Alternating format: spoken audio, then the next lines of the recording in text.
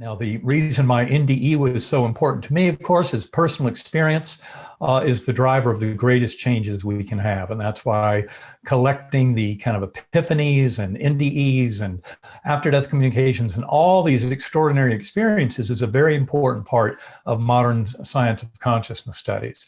For me, it began with that NDE back in November 2008, where I had a severe gram-negative bacterial meningoencephalitis that afflicted all 8 lobes of my brain. There was a medical case report that came out September 2018 by 3 physicians not involved in my care that actually affirmed and strengthened the arguments I made in Proof of Heaven about just how ill I was. What a complete shock to a neuroscientist it would be that that brain with that much damage to the neocortex, it was well documented, could come up with anything, much less an elaborate, ultra-real experience like the one I had. And that's why I think the neuroscientific community takes tremendous interest in my case, just because of those details of the destruction of my neocortex. Now, it took me 2 months to recover, and I'll tell you, when I first came back to this world on day 7 of coma, my brain was so wrecked, I didn't even recognize loved ones at the bedside, my mother, my sisters, and sons, and an amazing experience. All I remembered was where I'd just been. And that does inform a lot of my knowledge of what I'm going to be sharing in the next few minutes, especially because when you realize I began in what I call the earthworm's eye view, a very primitive course on responsive realm. And also to point out for those who haven't heard my story, I was amnesic. I had no knowledge of Eben Alexander's life, of Earth, of this universe.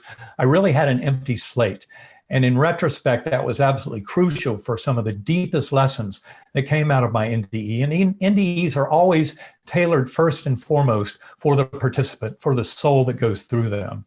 And that's why, for me, it was such an incredible gift, because it showed me how robust and profound consciousness can be when you get the brain out of the way. That's exactly what happened in my case.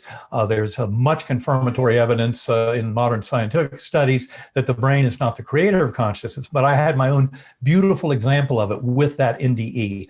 Now, of course, I had a kind of a music and sense of vibration that rescued me from that earthworm eye view and led me up into the Gateway Valley, a rich ultra-real realm that had many Earth-like features. I was a speck of awareness on a butterfly wing. I've described all this many times before, but just incredible beauty and becoming entire swathes of the scene as our form of knowing it.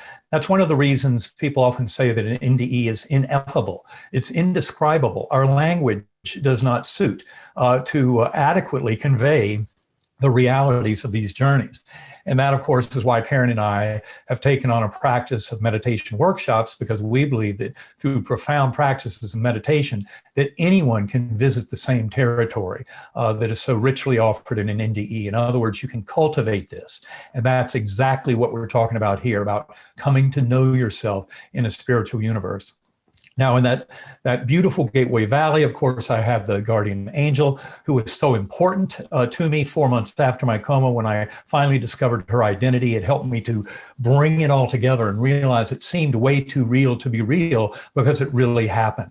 It didn't happen in 4-dimensional space-time, but that doesn't make it any less important, especially when you realize that most NDEs are described as kind of much more real than this. This world, this material world that we live in, is much more dreamlike in its qualities than that realm. And that's something that most NDEers would share with you.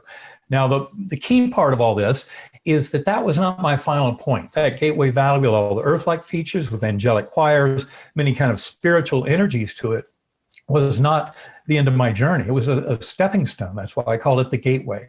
And in fact, the angelic choirs provided yet another musical portal to higher and higher levels. And I saw all of 4-dimensional space-time collapsing down, even that spiritual realm with a completely higher order causality that came along in what I call deep time, which is Earth time is just something that allows the drama to unfold in this realm. But it's not a primary measure of the evolution of consciousness or even the evolution of the soul. And that's why that concept of deep time is so crucial. But I saw all of that collapsing down, entering into what I call the core, an infinite inky blackness, but filled to overflowing with that divine force of love. And that is the crucial part of this, because that, to me, ascending from the Gateway Valley, I had glimpses of the oneness, of becoming one with the entire scene, with all of it, and especially with that force of divinity that was first introduced to me in that Gateway Valley as a soft summer breeze that I call the divine wind, or the breath of God in my early writings. And that was my awareness of that unifying oneness of love, that God force that unites us there. But in the core realm, it was even more apparent, this oneness, because I became one with that force. And of course, nobody ever wants to talk about an ego being one with God, because it's not an ego level something. It's your higher soul. And by the time you get to higher soul, of course, it's not really yours anymore at all. It's kind of joined with the others, with this incredible oneness that near-death experiencers for thousands of years have described. In fact, I've come to realize a very different kind of view of God and consciousness that's much more kind of inclusive. I mentioned that in Proof of Heaven, the very personal nature of that infinitely loving and healing force.